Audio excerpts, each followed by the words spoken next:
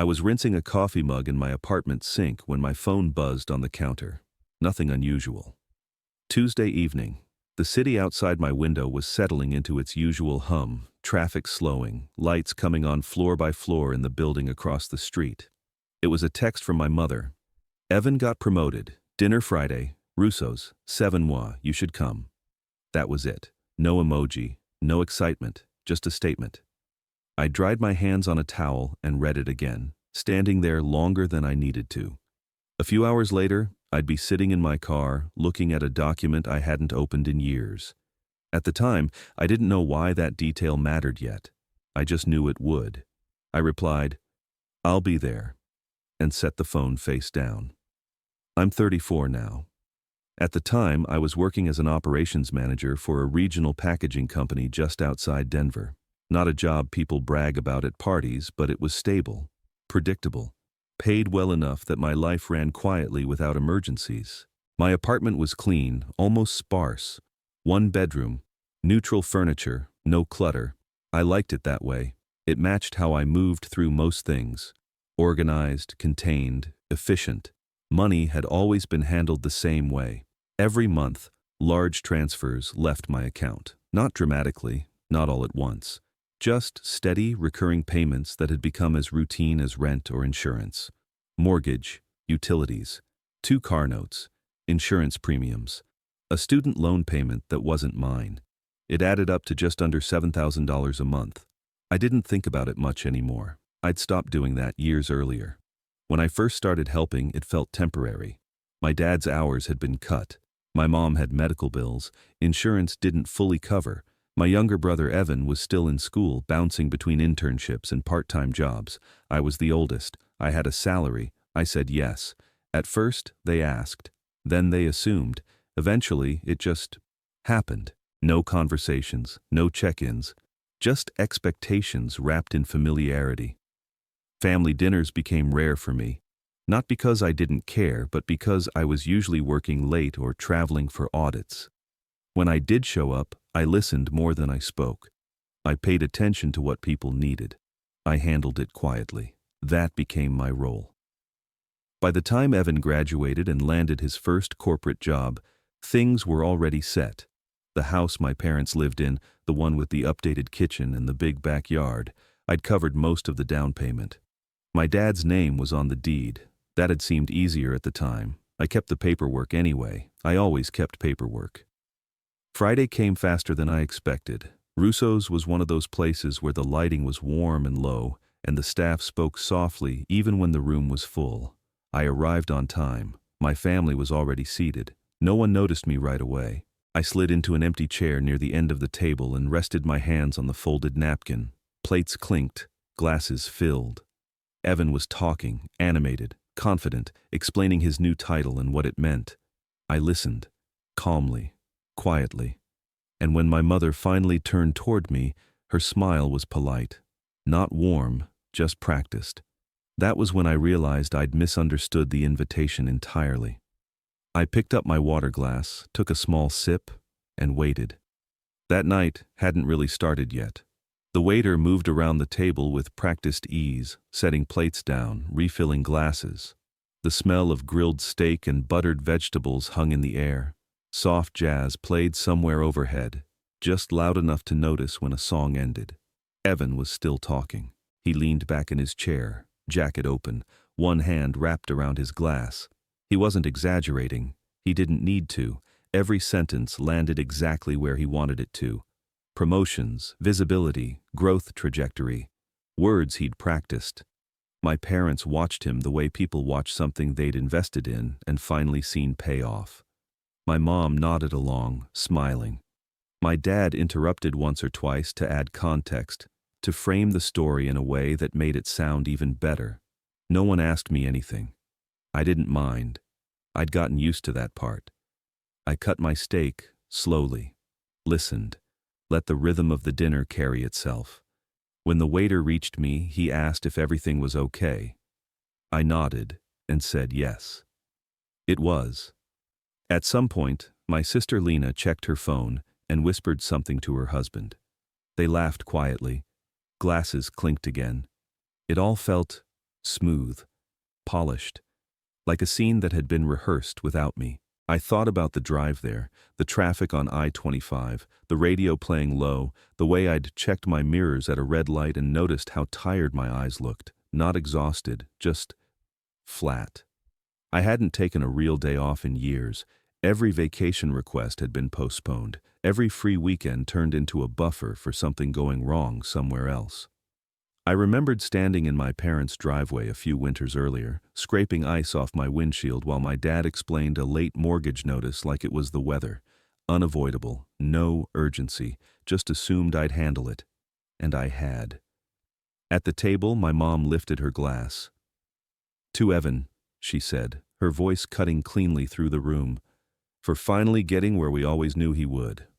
Everyone raised their drinks. I did too. Half a second late. The beer tasted thin. My dad cleared his throat, the way he always did before saying something he thought was honest. "It's nice," he said, looking around the table, "to have a son who's really moving forward." There was a pause. Not long. Just enough. Evan smiled into his glass. No one looked at me. I felt it then. Not anger, not embarrassment, just a quiet recognition. Like noticing a crack in glass you'd been holding for years. My mom turned slightly in her chair. Her expression shifted, not sharp, not cruel, just tired. "Maybe you should head out," she said, calm, matter of fact. "This is Evan's night. You seem distracted." I blinked once. "I'm fine," I said. She shook her head. "We don't need negativity." My dad leaned back, arms crossed. "Covering bills doesn't mean you matter," he added, like he was explaining something obvious. "You're just bitter because he's doing better." The table went quiet. I set my fork down carefully. The sound it made against the plate was louder than I expected. I looked at Evan, then my mom, then my dad. I didn't raise my voice. "Okay," I said, "then he can take over the monthly expenses." No one spoke. I stood, folded my napkin, and placed it beside my plate. My hands didn't shake. "Enjoy dinner," I said. I walked out without rushing. The air outside was cool. The street lights reflected off parked cars. I sat in my car for a moment before starting it, phone in my hand. That was when I opened an old folder I hadn't touched in years. And I didn't drive away right away. I didn't drive home right away. The restaurant's front windows reflected the street like a dim mirror. I sat there with the engine off, the steering wheel cool under my palms, and scrolled through a folder labeled Closing 2017. I hadn't opened it in a long time. Inside were PDFs, scans, confirmation emails, wire receipts, a notarized acknowledgement with my father's signature at the bottom. At the time, it had felt unnecessary to keep everything so organized, almost distrustful. I'd kept it anyway. I started the car and drove back to my apartment, the city moving past me in steady lines of light. No music, just the sound of tires on asphalt and my own breathing. Once inside, I didn't turn on the TV. I set my keys on the counter, opened my laptop, and logged into my bank. The transactions filled the screen, month after month, year after year: mortgage payment, utility transfer, auto loan, insurance, credit card minimum, nothing dramatic, just constant. I wasn't angry. That surprised me. What I felt was something closer to clarity, like finally seeing a system for what it was instead of what I'd told myself it meant. I opened a spreadsheet and started listing everything I was paying for. Account names, amounts, due dates, authorization levels, which accounts were joint, which ones weren't. It took hours. At some point I made coffee and forgot to drink it. It went cold beside the keyboard. Around midnight, my phone buzzed. A text from my mother. "Let's talk. You didn't have to leave like that." I set the phone face down. Another buzz. My father. "Call me." I didn't. Instead, I opened each account and checked my access. Primary holder, authorized user, auto draft permissions. I took screenshots and saved confirmations into a new folder labeled Current. I wasn't planning anything yet. Not exactly. I was just making sure I understood the structure I'd built. By the time I shut the laptop, the apartment was completely quiet. The city outside had settled into that late-night stillness where even the traffic sounds softer. I slept. The next morning, I woke up before my alarm. Sunlight was coming through the blinds, thin and pale. I sat on the edge of the bed for a moment, letting the weight of the day settle. Then I made coffee, strong, black. At 8:02 a.m., I called my bank. I spoke calmly, gave account numbers, verified my identity. I need to cancel several recurring payments, I said. The representative paused, then asked if I had the details ready. I do. One by one, we went through them. Mortgage auto pay, canceled. Utility transfers, canceled. Auto loans, stopped. Credit card drafts, frozen pending removal of my name. Each confirmation felt less like an action and more like a correction. May I ask the reason? She said, reading from a script. Change in circumstances, I replied. By 9:15, 7 years of financial routine no longer existed. My phone lit up almost immediately once the systems updated. Missed payment alerts, error messages, confused texts. I didn't read them yet. Instead, I logged into the mortgage portal and requested a full payment history. The PDF was long, detailed, every dollar traceable. I saved it twice. Then I opened my filing cabinet and pulled out the physical folder, the original purchase documents. The agreement my dad had insisted was just for clarity. I scanned every page. At 10:30, I sent a single text to my mother. I didn't forget. I remembered. Then I turned the phone off. I sat back at the kitchen table, hands wrapped around my mug, and waited. Not for a response. For the next step. I stayed offline the rest of that day. No messages, no calls, no explanations. Silence wasn't avoidance, it was structure. Sunday morning came quietly. I read the paper, did laundry, cleaned the kitchen, normal things, ordinary things that felt unfamiliar without the constant awareness of someone else's problems hovering in the background. At 8:46 a.m., the knocking started, sharp, urgent, repeating. I looked through the peephole. It was my sister, Rachel. Hair pulled back, wearing a sweatshirt that looked borrowed. She knocked again, harder this time. I opened the door, but didn't step aside. "What did you do?" she asked immediately. No greeting, no pause. "Mom says the power's out, the water isn't working, the cards are getting declined." "I stopped paying," I said. Her eyes widened. "You can't just—" "I can," I said, calmly, and I did.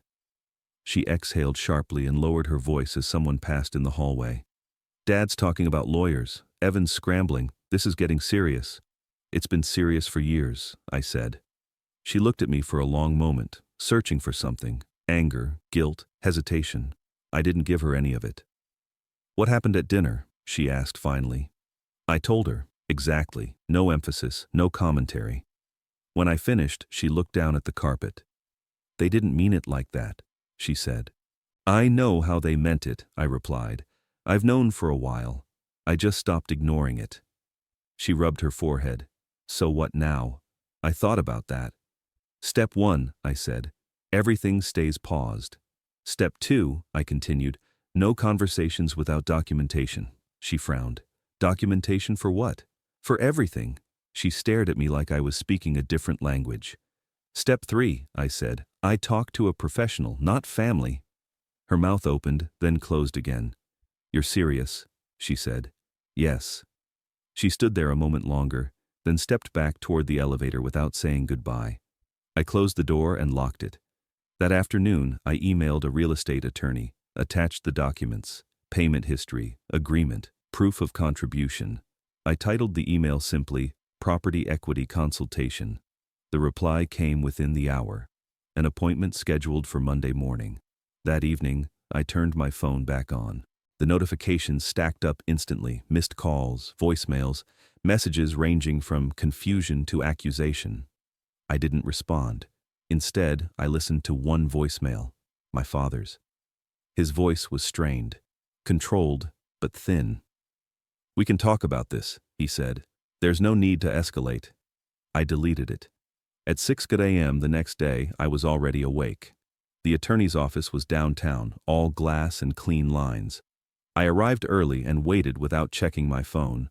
When she came in, she had my file open. "You're well organized," she said. "I had time," I replied. She reviewed the agreement carefully, the numbers, the structure. "You have leverage," she said finally. "Clear leverage." "I don't want to fight," I said. "I want reality acknowledged." She nodded. "Then we start with a letter. A formal notice, equity claim, clear boundaries, no emotion, certified delivery." When I left her office, I didn't feel relieved. I felt aligned. That afternoon, my phone rang from an unfamiliar number. I answered. "This is Apex Lending," the woman said.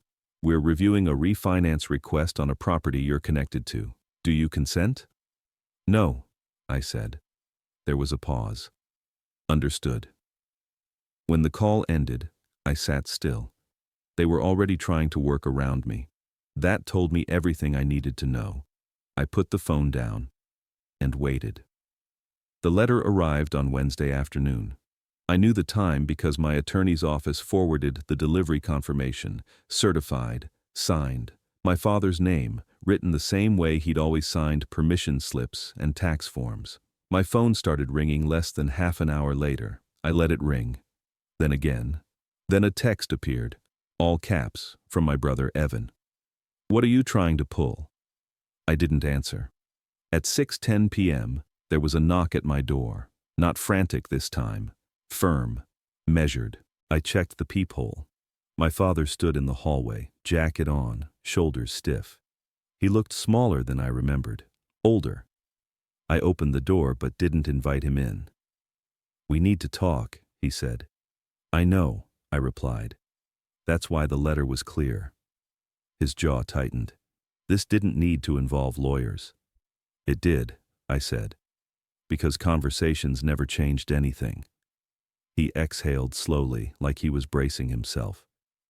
"You blindsided us." "I stopped participating," I said. "There's a difference." He stepped closer, lowering his voice. "The mortgage is past due. The refinance fell through."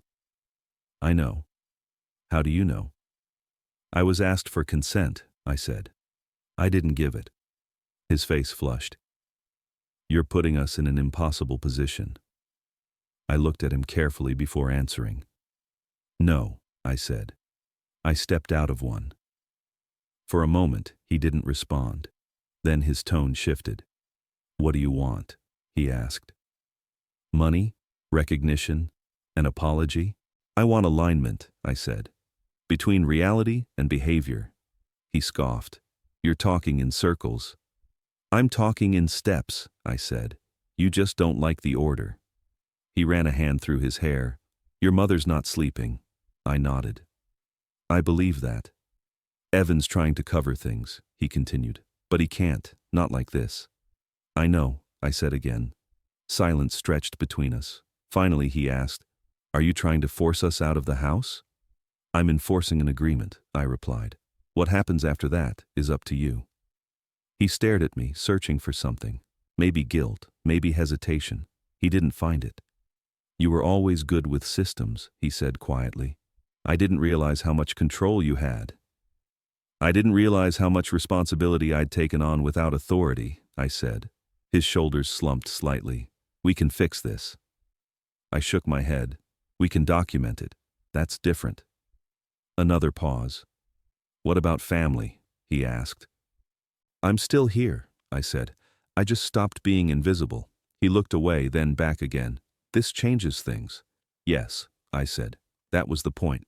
He stood there another moment, then stepped back toward the elevator. As he turned, he said, "Your mother wrote you." "I know," I replied. I closed the door and locked it. I didn't read the letter that night.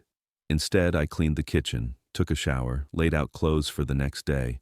On my counter, my phone stayed face down, and for the first time since all of this started, I wasn't waiting for the next call. I was letting it come on its own. 3 weeks passed, not loudly, not all at once, just slowly, the way systems fail when the pressure that held them together is removed. I didn't track it directly. I didn't need to.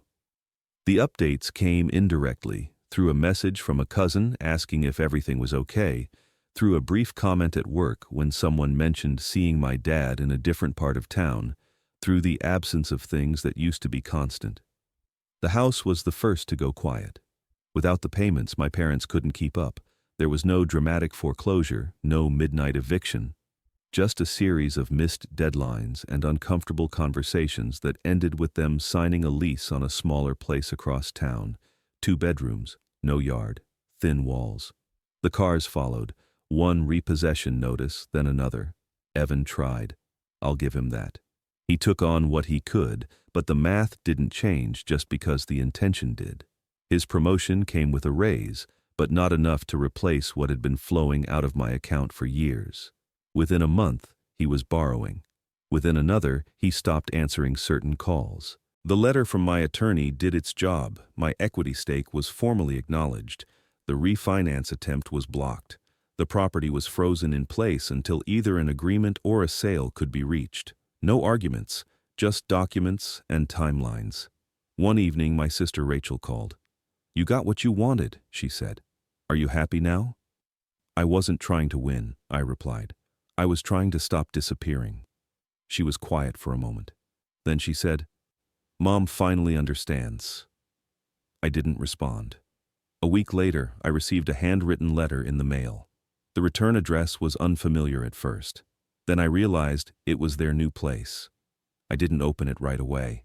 I made dinner, cleaned up, sat on the couch with the lights low.